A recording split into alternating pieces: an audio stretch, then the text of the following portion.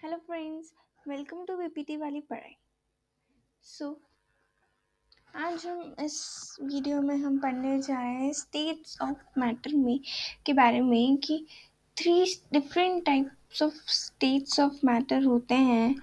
तो जब हम हमारे आसपास की चीज़ों को देखते हैं, हमें तीन डिफरेंट स्टेट्स में हमको चीज़ें दिखती हैं।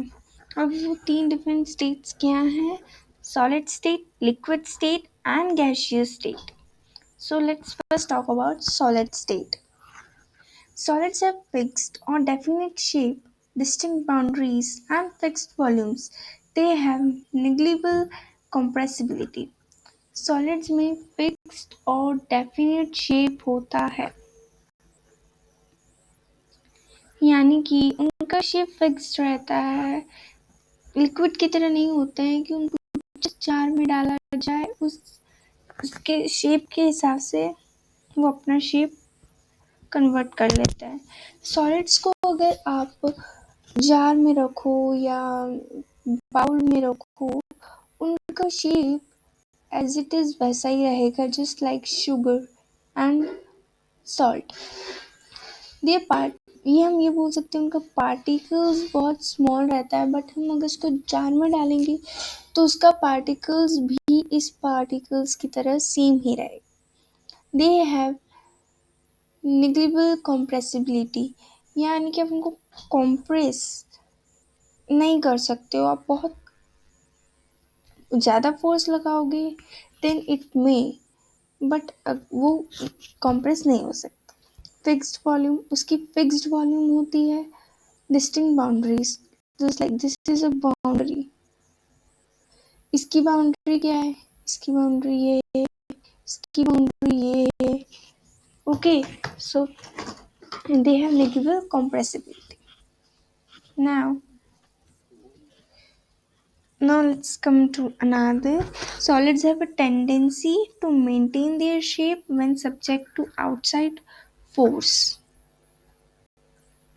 Okay, तो आउटसाइड फोर्स को मेंटेन रखते हैं। सॉलिड्स जो हैं वो ब्रेक हो जाते हैं फोर्स में, क्योंकि बट उनका डिफिकल्ट होता है कि उनके शेप को चेंज कर सके, क्योंकि वो रिजिड हैं। तो हम कुछ क्वेश्चंस पे आते हैं।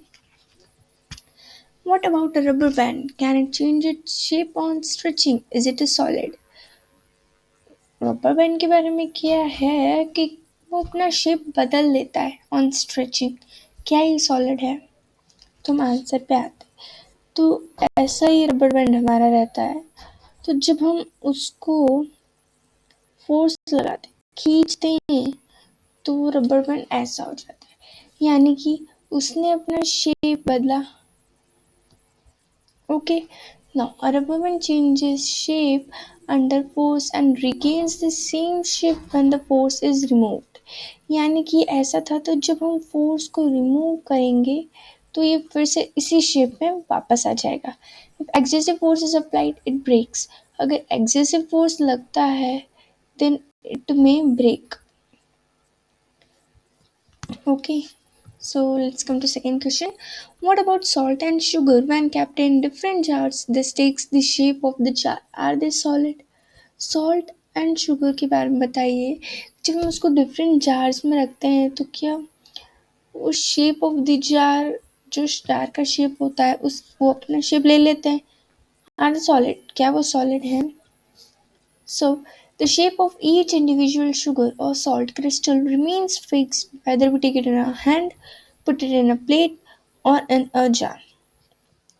शेप ऑफ इंडिविजुअल शुगर या सॉल्ट क्रिस्टल फिक्स्ड ही रहता है, जैसे कि मैंने आपको कहा था कि एक सॉल्ट क्रिस्टल पार्टिकल वो वैसा का वैसा ही रहेगा, चाहे उसको जार में डालो। ये स्पून इसमें आपने डाला तो इसका पार्टिकल एज इट इज ही रहेगा, चाहे अगर आप उसको हाथ में लो, प्लेट में डालो या जार में, it's crystal will remain same shape. What about a sponge? It is a solid yet we are able to compress it. Why? Sponge के बारे में क्या है? वो सॉलिड है बट फिर भी हम उसको कंप्रेस कर पाते हैं, क्यों? भाई मैंने तो बोला कि इसमें नेग्लिजिबल कंप्रेसिबिलिटी होती है, उसको कंप्रेस नहीं कर पाते, तो फिर स्पंज क्या सॉलिड नहीं है? It is a solid. Why? Because as answer, a sponge has many holes in which air is stripped. When we press it, the air is expelled out and we are able to compress it. इसमें minute holes होते हैं ना. Water minute holes, ये जो आपको दिख रहे हैं holes, this are minute holes. Okay, जिसमें एयर भरी हुई रहती है. इनके अंदर क्या भरी हुई रहती है? Air. Okay, when we press it, जब हम उसको प्रेस करते हैं तो एयर बाहर निकल जाती है और इसीलिए हम उसको कंप्रेस कर पाते हैं. और जब हम उसको फिर से छोड़ते हैं तो उसके अंदर हवा आ जाती है, इसीलिए हम उसको कंप्रेस कर पाते हैं. सेकेंड, लिक्विड स्टेट के बारे में बात करते हैं. Liquids have no fix shape but have a fixed volume. Liquids का फिक्स शेप नहीं रहता है बट उनकी वॉल्यूम फिक्स रहती है. क्यों? देखो, जिस ग्लास में हम पानी भर रहे हैं, उस पानी ने उस ग्लास का शेप ले लिया. Okay, like this. उसने ऐसा ग्लास था तो ऐसा ले लिया है. और वही अगर हम इसको जार में रखते तो ये जार का शेप ले लेता. ओके, ग्लास में रखते ग्लास का शेप ले लेता. ओके, सो उसके फिक्स शेप नहीं होती है but have a fixed volume. But volume fixed होती है एक्वेटिक एनिमल्स. ओके, ना हाँ, एक और चीज़ कि ये शेप ऑफ द कंटेनर ले लेते हैं जिसमें उनको रखा जाता है. लिक्विड्स जो है फ्लो करते हैं और अपना शेप बदलते रहते हैं, तो वो रिजिड नहीं होते हैं, इसीलिए उनको फ्लूइड कहा जाता है. They are fluid. हाँ, तो सॉल्यूड्स और liquids, solids and liquids diffuse हो जाते हैं लिक्विड्स में. गैसेस जो होती हैं एटमॉस्फेयर में वो डिफ्यूज हो जाती हैं और डिसॉल्व हो जाती हैं वाटर में. ये गैसेस जो है स्पेशली ऑक्सीजन और कार्बन डाइऑक्साइड रहती हैं और एसेंशियल है for the survival of aquatic animals and plants. सारे लिविंग क्रिएचर्स को ब्रीथ करना रहता है सर्वाइवल के लिए. तो एक्वेटिक एनिमल्स जो है वो ब्रीथ कर लेते हैं अंडर वाटर. क्यों?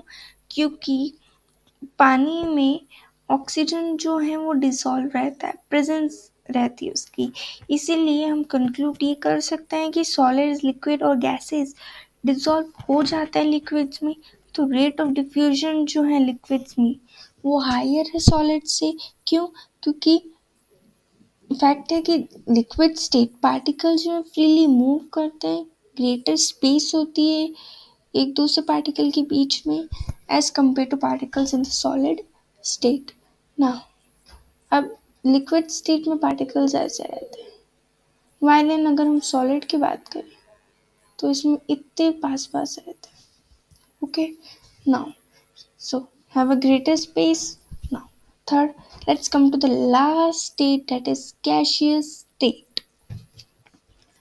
Now अभी हम ऑब्जर्व करते हैं कि गैसेस जो होती हैं वो हाईली कंप्रेसिबल रहती हैं as compare to solids and liquids. तो the liquid petroleum gas, liquefied petroleum gas, LPG cylinder जो हमारे में कुकिंग के लिए इस्तेमाल करते हैं, ऑक्सीजन सप्लाई होती है हॉस्पिटल्स में, इसमें सिलेंडर्स में वो compressed gas. Okay, now compressed natural gas CNG जो है वो आजकल बहुत यूज़ हो रही है. यूज़ होती हैं डिजीज इन व्हीकल्स. उसकी हाई कॉम्प्रेसिबिलिटी के कारण लार्ज वॉल्यूम ऑफ गैस जो है कॉम्प्रेस हो जाती है स्मॉल सिलेंडर में और इजीली ट्रांसपोर्ट हो सकती है. ओके, सो इसमें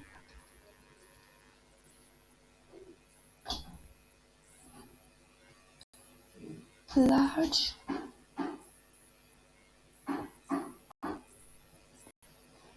volume of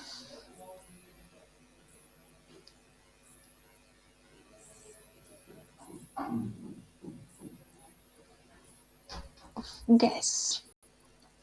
तो इसमें लार्ज वॉल्यूम ऑफ गैस जो है वो आ सकती है ना. अब ये हमको मालूम है कि जो हमारे किचन में खाना बनता है, हम किचन में जाने से पहले हमारे नॉस्ट्रल्स तक स्मेल पहुंच जाती है। वो स्मेल आती कैसे? So the particles of the aroma of food mix with the particles of air spread from the kitchen, reaches and even farther away. The smell of hot cooked food reaches us in seconds. Okay, so the particles of aroma. Okay, तो जब हम mummy खाना बनाती है तो उसमें से vapours निकलते हैं और वो जो होती हैं वो एयर में मिक्स हो जाती हैं और एयर में मिक्स होके हर जगह फैल जाती है, स्प्रेड हो जाती है। यानी कि हम किचन के अंदर ना जाके हम ये बोल सकते हैं कि आज खाने में क्या बना है। उसकी स्मेल क्योंकि हमें नॉस्ट्रल्स तक पहुंच जाती है। सो गैसियस टेस्ट पार्टिकल्स जो हैं वो बहुत हाई स्पीड में मूव करते हैं। इसके कारण रैंडम मूवमेंट होता है, तो पार्टिकल्स एक दूसरे को हिट करते हैं and also the walls of the container. The pressure जो exert होता है गैस में because of this force exerted by gas particles per unit area on the walls of the container. अब ये आपको डायग्राम दिख रहा है तो A, B and C show the magnified schematic pictures of the three states of matter. The motion of the particles can be seen and compared in the three states of matter. Okay? तो solids में particles जो होते हैं वो high space जो होती है वो वेरी लेस रहती है and force of attraction is less, very less, and we can say that no. ये दूर दूर है, देखिए इनमें गैप नजर आ रही है, इनमें तो देखो बहुत गैपनेस है because they are very free, the force of attraction very less. Okay, so this was our topic states of matter. हमने solid state, liquid state और gaseous states के बारे में जाना। अगली वीडियो में हम can matter change its shape के बारे state के बारे में पढ़ेंगे। So thank you for watching my video.